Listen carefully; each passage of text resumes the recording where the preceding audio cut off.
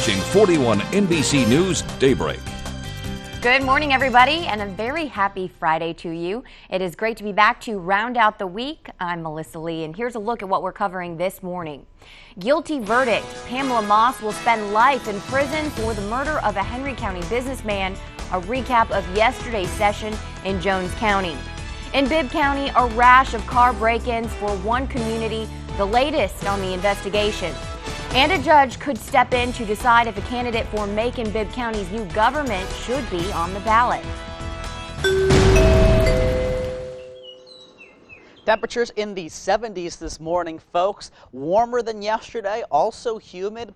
So we're not seeing that cool kind of thing we've seen earlier this week. Yeah, cool kind of thing, that's a meteorological term. It was very pleasant earlier this week as far as the mornings went. As far as the first alert radar goes, we are not seeing much cloud cover. There is, however, patchy fog in the area, and it'll dissipate throughout the morning. Once we get into the afternoon, around noontime, we'll see 86 degrees. I'll have your full forecast in just a bit. Taking a look at your local stories this morning, Pamela Moss is sentenced to life in prison without parole after a jury found her guilty in the murder of Henry County businessman Douglas Coker. The jury deliberated for 30 minutes before reaching its guilty verdict Thursday. During closing arguments, Jones County District Attorney Fred Bright said the evidence in this case proved Moss knew exactly what she was doing when she killed Coker back in March of 2012.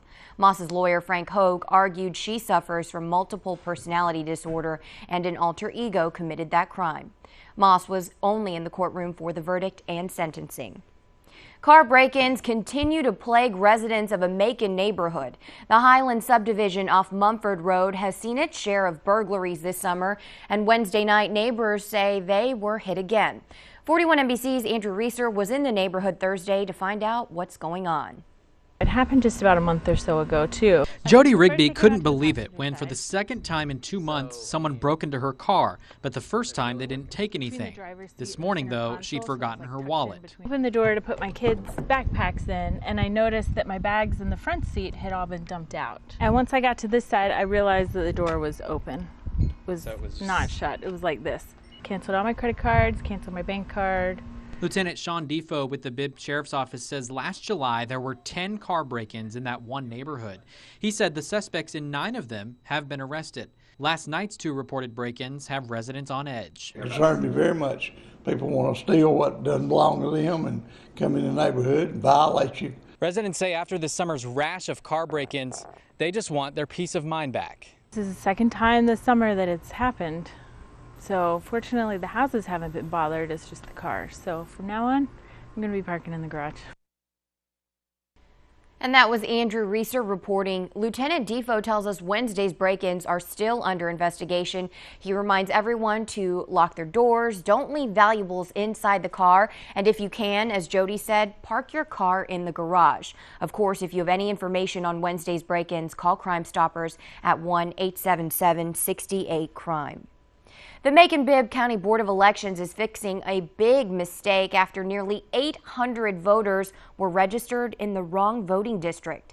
According to Janetta Watson, the supervisor of the board, 788 residents in District 3 were incorrectly registered in District 2. She says 17 of those voters have already cast their ballots in District 2 and will not be able to vote again. The Board of Elections has fixed the problem for the other 771 voters. They are registered in the correct district. More controversy in the Macon-Bibb Commission District 9 race. Macon City Councilman Henry Gibson, who's not running in the race, filed an appeal in Bibb County Superior Court asking a judge to decide if Al Tillman should remain in the race. At a hearing, the Bibb County Board of Elections determined Tillman had proved he lives in District 9 and can in fact remain in that race. Gibson says the board didn't follow the proper procedures according to Georgia law, and now he wants a judge to decide. You can read Gibson's appeal on our website, 41nbc.com. Macon-Bibb voters in Districts 6, 7, 8, and 9 got the chance to question their future leaders at the League of Women Voters Political Forum. No one showed up to ask candidates in District 6 any questions Thursday. There was a low turnout for District 7, but the candidates in Districts 8 and 9 had a lot of people listening in. The forum was held at Vineville United Methodist Church. Current Warner Robins Mayor Chuck Shaheen qualified to run for City Council Thursday. The mayor will run for the Post 1 seat. Current Post 1 Councilman Mike Daly is running for re-election, and Charlie Scott also qualified for this seat. FEMA has a new ad campaign that's sure to make you pay a little extra attention. Next, how it's using kids to target families who may not be prepared for emergency situations. The heat index measures temperature and what? Relative humidity, dew point, or pressure? That answer. Plus a look at your forecast through Labor Day. That comes up shortly after the break.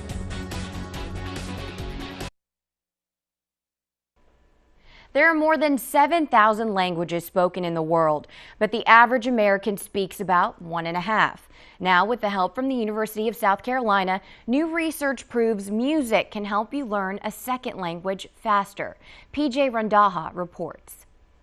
These international students are well versed in the challenges of learning a second language. Making an awkward combination of English words that kind of make sense. You're suddenly reduced into a child because you can't really say things, you cannot count. Now, new research developed in part by USC psychologist Fernando Ferreira proves there's a link between singing in a foreign language and learning that language faster. We tend to have long-term memory for song lyrics.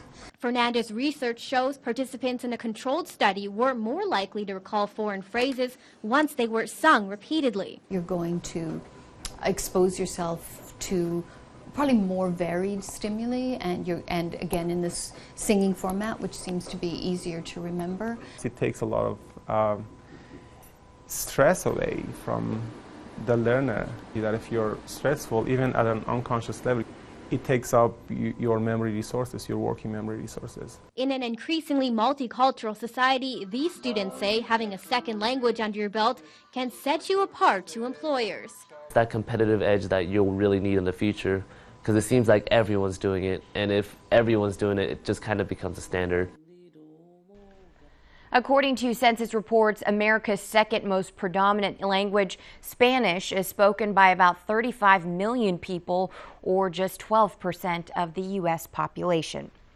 It's that time again. Football season is underway in Middle Georgia, and of course, we've got you covered. Bill Shanks is back this year for the End Zone. Here's a preview of what's expected tonight.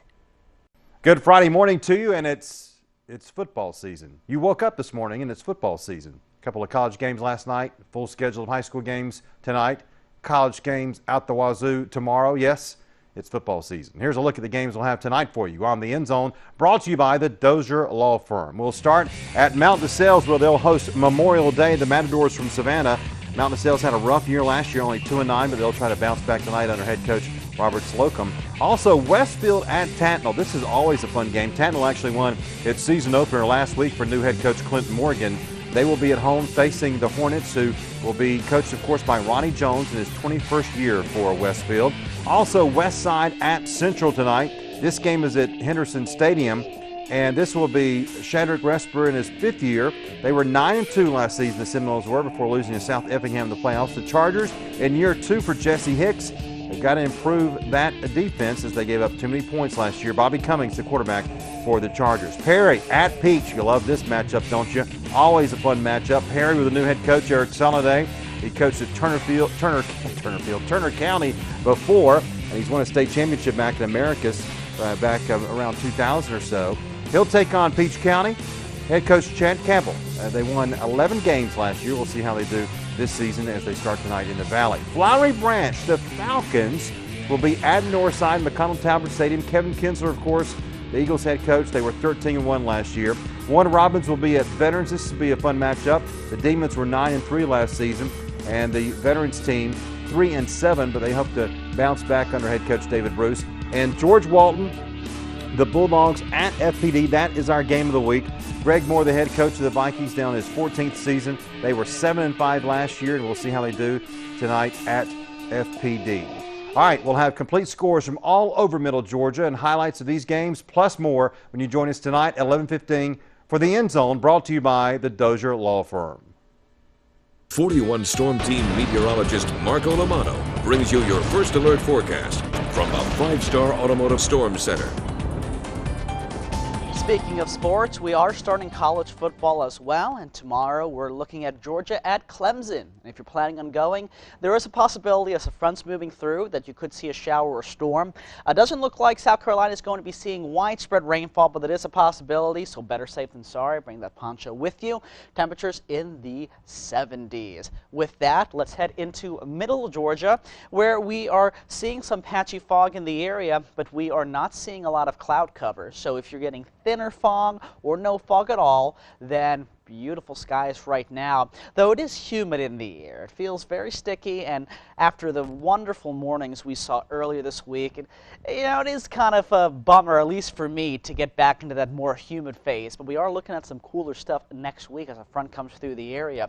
Local temperatures in the 70s, and we're between 73 and 76 degrees. Bus stop forecast, around 74 degrees when you drop the kids off to school this morning. Patchy fog as well. 90 degrees this afternoon with the possibility of a storm. Some of them could be strong to severe. Again, they're going to be spotty. It doesn't look like it's going to be widespread, but definitely more of us will be seeing rain today than we saw yesterday. And then tomorrow, some of the rain could get into the area from the north. Looks like chance of rain increases more on Sunday. And even Labor Day, we have a decent chance for some rainfall and storms. Not the best thing for the cook-off there, but we do have a front coming through. Fortunately, afterwards, we see those temperatures drop, the humidity drop, the overnight lows drop, more sunshine. I cannot wait for it. Probably Melissa can't either. She's dancing over there off camera. I was just dancing in my seat. It's all good. Thanks, Marco. Still ahead, 41 NBC's Ashley Minnelli sits down with Macon Bibb Commission candidates for District 4. Find out who's in the race and why.